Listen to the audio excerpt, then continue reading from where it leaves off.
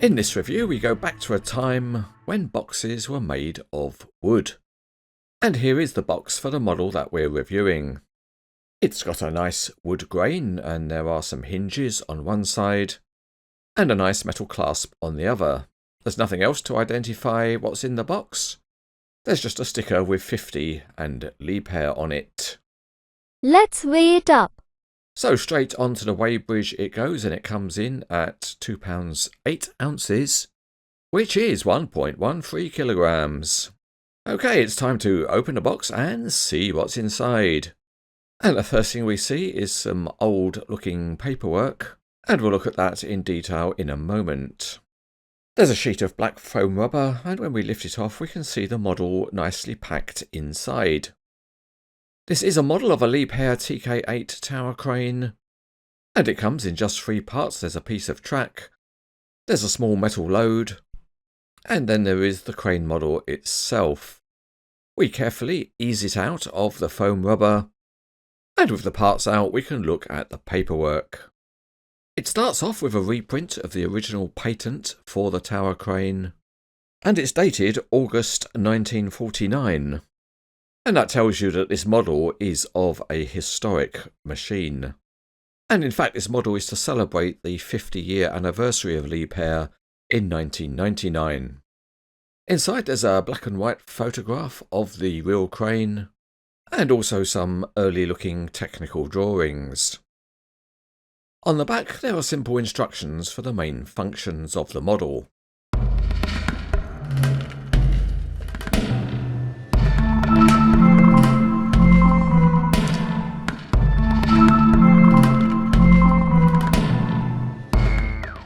For the assembly it's all simple enough. We just need to place the crane onto the track and then make sure that it runs smoothly enough.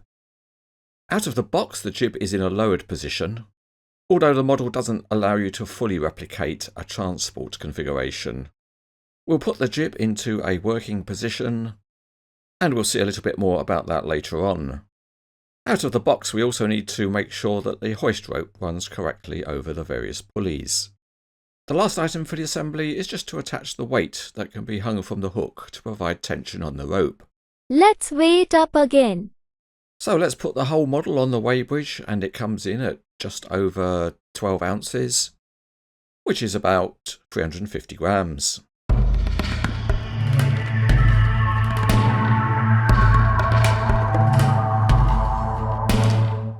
Looking underneath, and things are very simple with a basic undercarriage, and there are shaped wheels for running on the track. Underneath the body is the Conrad name, logo and model number. The track is a single metal casting, and it's nice that the rails do have some shape to them. There are buffer stops at each end. Looking at the undercarriage, and again it's a metal part, and the girder shapes are formed well. In olden days the counterweights were made up of blocks, and these are replicated on the model. And these are all a single textured casting. The frame the blocks sit on also has shaping, and there's an erection pulley up on top. On the opposite side the keys for the luffing winch and the hoist rope stay in place. There are more blocks, and at the front the wedge looks like it's something to do with the transport configuration. An interesting detail on this old style crane is that the luffing rope seems to have a chain drive. There's a small capacity board mounted on the tower, and looking at the real crane you can see that the tower is made up of angle irons. And the great thing is that this has been replicated on the model. The L shapes of the angle irons are replicated, and given how small they are, this is an amazing piece of die casting. And it shows what is possible even some 25 years ago. It's great to see the old style cab. And again, this has been reproduced really well on the model. You can see the structural frame inside, and the glass is nicely etched to represent the framing. On the side is the Liebherr name and the old style Hans Liebherr logo.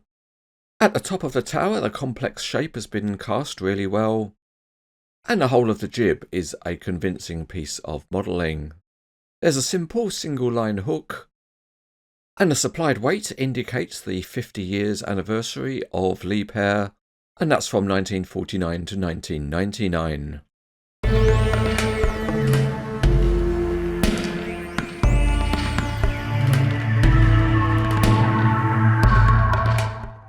To begin with, the crane moves smoothly on the short length of track that's supplied, and putting the real crane on tracks like this made it able to cover much wider areas. Rotating the crane works very well. It's completely smooth, so you can do it with just one finger. And it's also good to see that the model is completely stable, even with the jib more or less horizontal. To alter the angle of the jib on the model, you need to take out the securing pin, and then alter the length of the chain. When you've got the angle you want, you reinsert the pin, although you might have to fiddle about a bit to get the pin in an actual hole of the chain. So here we see the whole model in action, and it's probably likely that in 1949, giant hands were not used to alter the angle of the jib. Going back to the photo of the old crane, it shows a small concrete bucket being lifted, so let's try and replicate that. The winch is operated by turning the small key, and there's quite a lot of friction in the winch drum, so it will hold any load you want to put on. Let's disconnect the load plate and bring in a small concrete skip. We can then ask the crane driver to adjust the winch, and then give the giant hand cranes the task of connecting the bucket.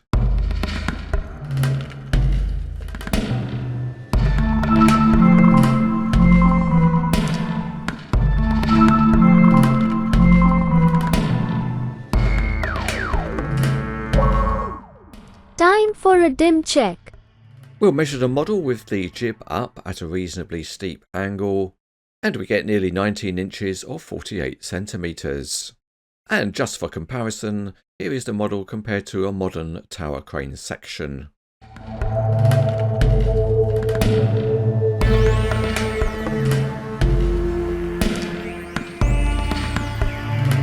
Conrad has made a very interesting model of a historic tower crane.